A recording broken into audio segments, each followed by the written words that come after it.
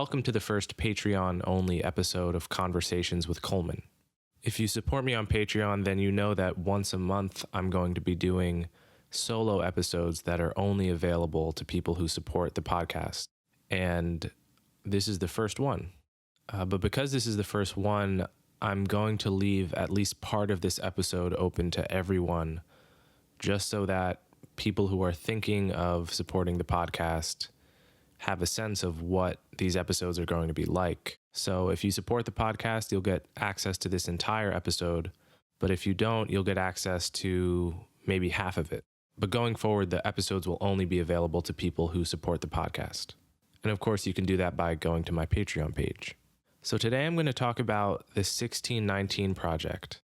And I'm going to read an essay that I wrote in response to it.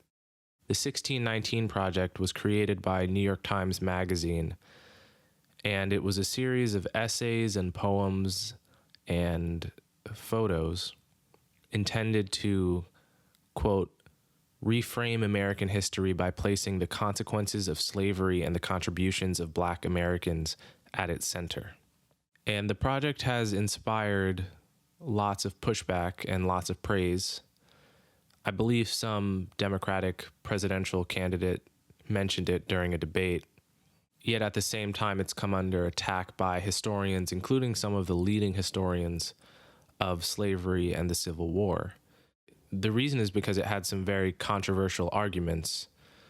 I think the most controversial was the idea that one of the main reasons Americans revolted against the British is because they wanted to preserve slavery. And they feared that British rule would mean abolishing slavery in the near term. In other words, that one of the main reasons the U.S. exists is because of the desire to preserve slavery, which is not a mainstream claim about the American Revolution. That claim was made by Nicole Hannah-Jones, who is a journalist with the New York Times Magazine and a MacArthur Genius Grant winner. And she's someone who I've had some back and forths with on Twitter over the past 2 years or so. And we have lots of disagreements, but she has been especially active on Twitter defending the project, attacking its critics for being the wrong race. In response to the 1776 Project, which was a project I was a part of as a response to the 1619 Project, she posted a picture of herself on Twitter with gold teeth in her mouth, saying something like, "This is my response to the 1776 Project." It was basically just like a hip-hop style flex without any content whatsoever.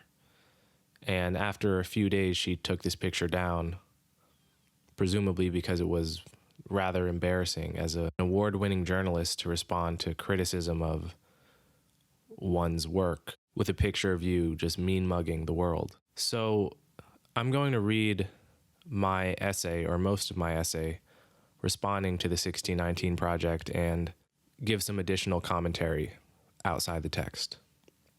So here we go. It is often said that those who do not learn from history are doomed to repeat it. Sound advice though this may be, it does not get one very far in practice. The reason is that there is no agent called history which teaches unambiguous moral lessons. Study World War II and you may come away believing that nation-building works. Study Iraq and you may come away believing the opposite. In the end, the historical episodes we choose to study and to ignore say less about the wisdom offered by history and more about the lessons that we consider relevant today. So as I read the New York Times 1619 Project, a series of essays intended to reframe American history by placing the consequences of slavery and the contributions of Black Americans at its center, I kept returning to one question. Which episodes from American history teach lessons that are most relevant to Black children today? The question is not merely of intellectual interest.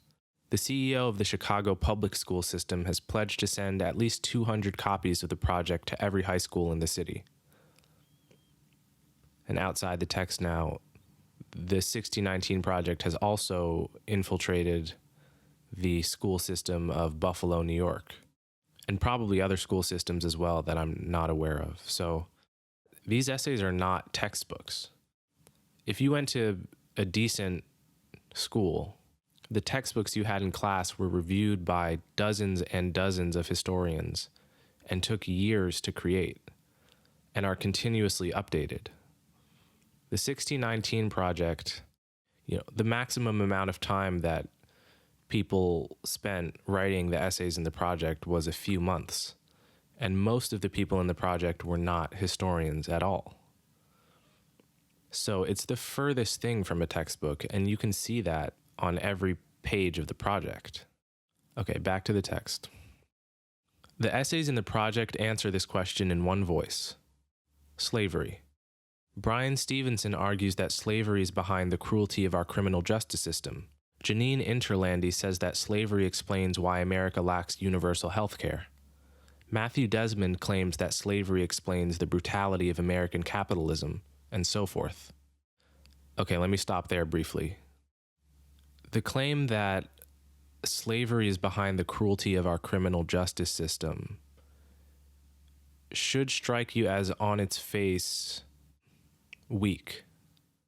Yes, it's true that, the phrase mass incarceration is more than a fair characterization of the American prison system, just looking at the numbers.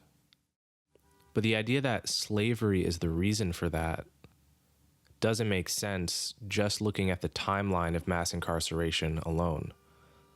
Really, the earliest you can date the rise of mass incarceration is probably to the mid-1970s. And obviously, that's over 100 years after slavery was abolished. So to imagine that slavery is the reason we have mass incarceration is to say that somehow the legacy of slavery remained dormant for over a century, and then 10 years after the civil rights movement awakened from its century-long slumber.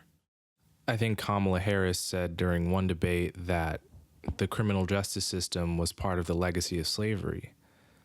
And I thought that was particularly ironic because really the criminal justice system and mass incarceration is more a legacy of what people like Kamala Harris did than anything having to do with slavery.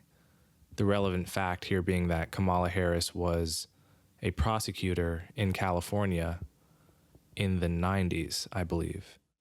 And according to John Pfaff's book, Locked In, it was really prosecutors that drove the upswing in incarceration that led to what we now call mass incarceration. So people blaming it on the legacy of slavery, in a way they're passing the buck. And this is not to say that the prison system isn't messed up in, 10 or 20 different ways. But it's just to say that slavery is not at all the cause. Back to the text. I support teaching Americans of all ages about the horrors of slavery. Textbooks that whitewash this history, for example, by portraying slavery as a, quote, side issue in the Civil War, are a moral embarrassment. But the 1619 Project is not an honest attempt to educate Americans about our history. It is an attempt to weaponize that history to fight ideological wars in the present. There's no doubt that slavery is among the most important chapters in the American story. The 1619 Project exaggerates only slightly when it says that, quote, no aspect of the country has been untouched by the peculiar institution. Yet by claiming that slavery has touched everything, the project raises a question about its own prejudice. If slavery is linked to every aspect of America, why single out certain institutions and not others? So the point here is that if slavery has touched every part of America, then presumably the residue that people refer to when they use the phrase legacy of slavery is just as present on institutions and ideas loved by the left as it is by similar institutions on the right. So it's suspicious if you say slavery has touched everything, and then when asked to cash out what you mean by everything, you only list institutions that the left wants to reform, like the prison system and privatized healthcare. and capitalism. And that's exactly what the project does. And the point I'm making here is you could make all the same arguments, but selectively target institutions loved by the left. Two examples I give are labor market regulation, the fact that you have to get approved by the government to be, say, a dentist.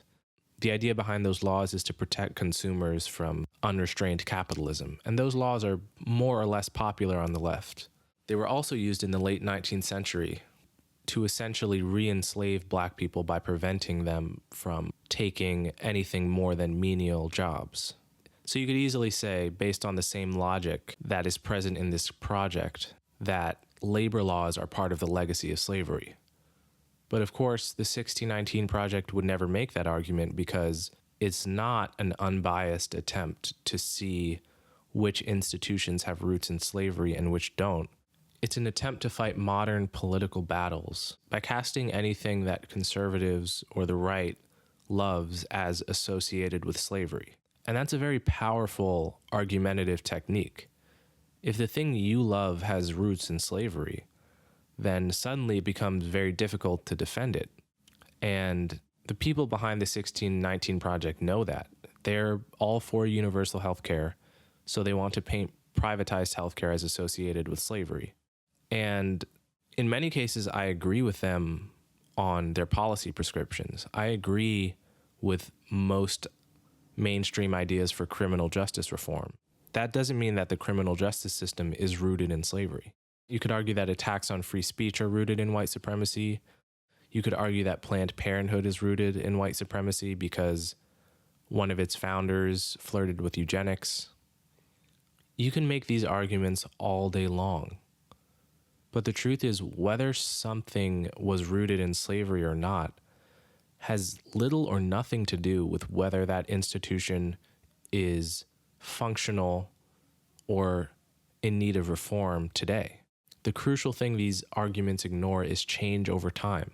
Later in the essay, I used the example of penicillin. The reason penicillin was mass-produced was because of World War II. Yet no one would take seriously the argument that penicillin or mass-produced antibiotics in general are rooted in global violence, or that you should picture the firebombing of Dresden or the atomic bomb landing on Hiroshima every time you get penicillin at the doctor. But these are the kinds of arguments that are being made in this project, and I'll give you one example. Matthew Desmond wrote one of the essays for the project, and in his essay he said, quote, "When a mid-level manager spends an afternoon filling in rows and columns on an Excel spreadsheet, they are repeating business procedures whose roots twist back to slave labor camps." So the idea here is that Excel spreadsheets, those are rooted in slavery. And his rationale for this is that some slaveholders used rows and columns in order to tabulate the profits from slave labor. That's a kind of argument that, if applied to any other historical event, like World War II and penicillin, you would simply laugh out of the room. That intellectual move is at the core of many of these essays. Okay, back to the text.